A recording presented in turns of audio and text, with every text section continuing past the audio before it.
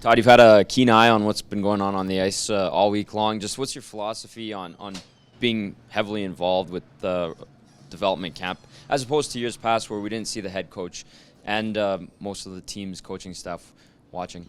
Well, I think it's an opportunity for us to be involved and create some relationships with our future prospects, and it also gives us a chance to sell our identity to these young players.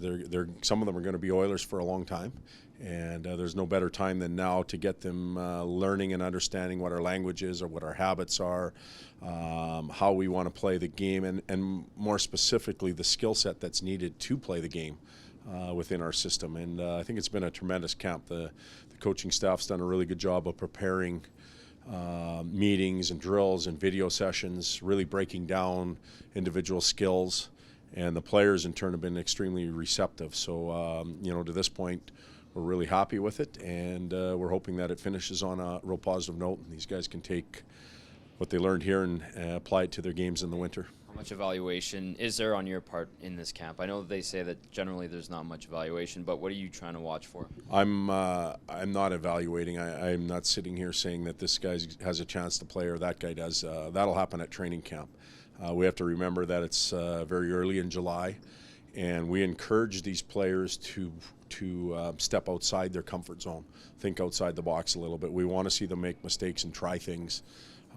So the biggest thing that we have to do is come in with an open mind and not an evaluation mind, just a visual thing. It's more about relationships, it's comfort. I believe these guys can have a head start at training camp, the ones that come back now, because they understand terminology. They're a little more comfortable around the coaching staff, and that's another one of our goals here. From the draft to the trade market to free agency, it's been a kind of a blockbuster summer for the Edmonton Oilers. What are your thoughts on sort of the past several weeks here? Well, it's been a hectic few weeks.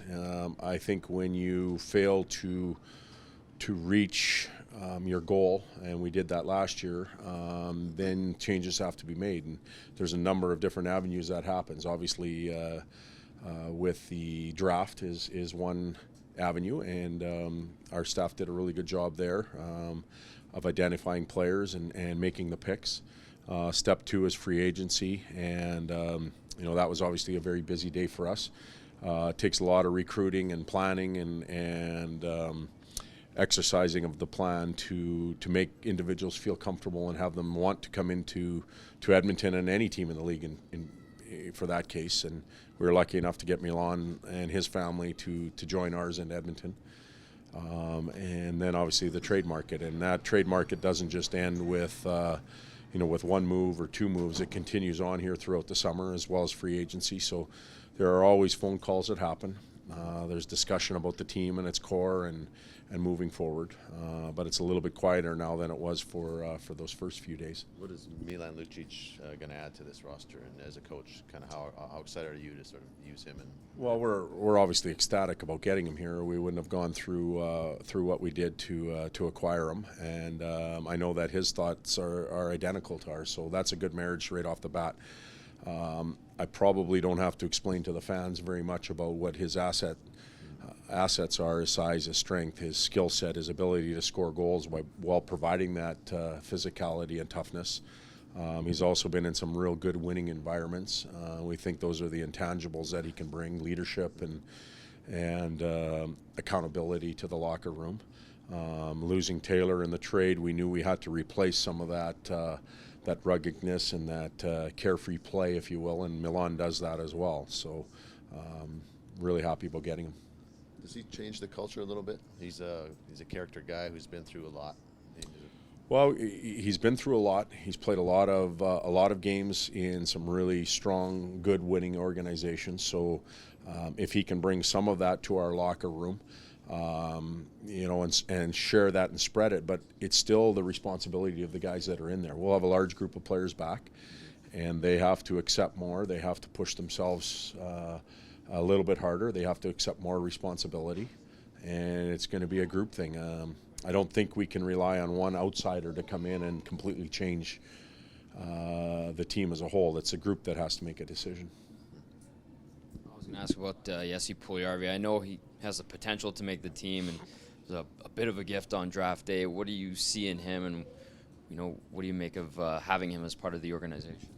Well, that's a difficult question for me to answer at this point because he hasn't been on the ice. But obviously, we've done our homework video-wise and through the scouting staff. And the words that I keep hearing are complete player. He plays full 200-foot game and has an energy and a passion level that is real strong and high, and a skill set to go with it. So we feel that he has the opportunity to compete for a spot this season.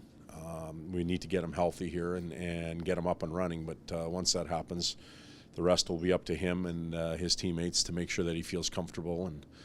And I hope that he can challenge for a spot and make our team out of camp. But that's yet to be seen. Are you making up lines and stuff already on napkins? Oh, we always are. We're fiddling around with pencils and whatnot. But until we know what our complete team is, which probably won't be until late August,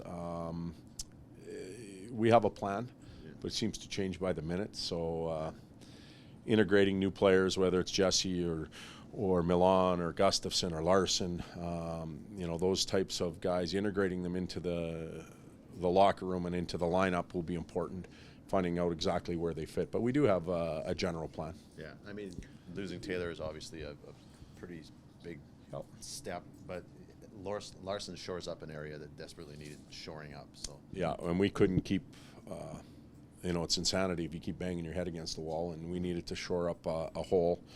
I know there's a lot of talk about that dynamic offensive guy, but we also needed a good shutdown, 20-minute a night guy, and we believe that we have that in Larson. So one at a time.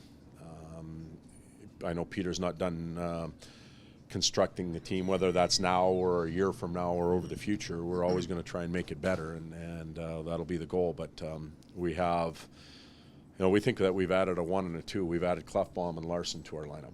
We didn't have Klefbom very long, and Larson coming in, so that's a significant change. If they can stay healthy and play at a high level, we think we'll be better back there.